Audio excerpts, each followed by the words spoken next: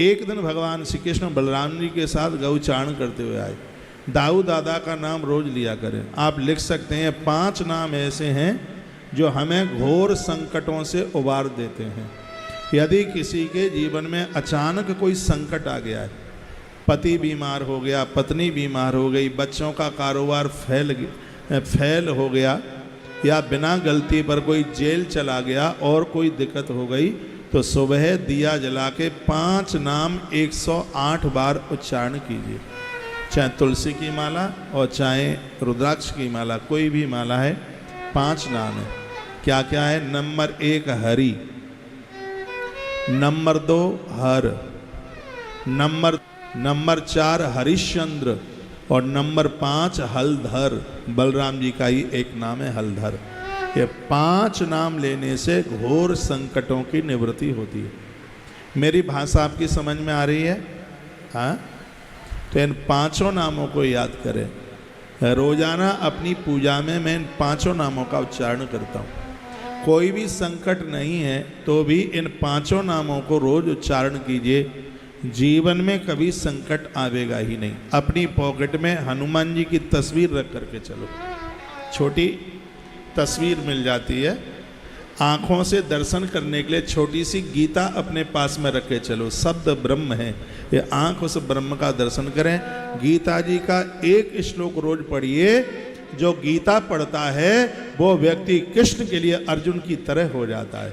और याद रखना, अर्जुन का रथ कन्हैया हाँकते हैं, अर्जुन का रथ कृष्ण हाँकते हैं।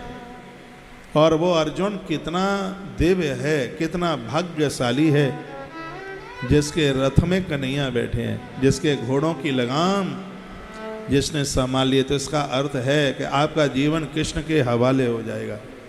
आप गलत रास्ते पर पांव रखेंगे ही नहीं।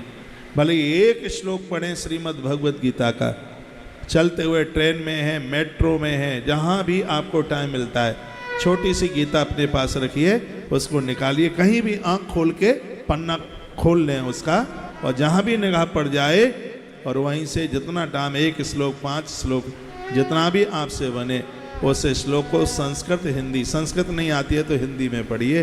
पता नहीं वो ऐसा कौन सा शब्द है, वही हमारा जीवन बदल दे, हमारी जिंदगी बदल दे।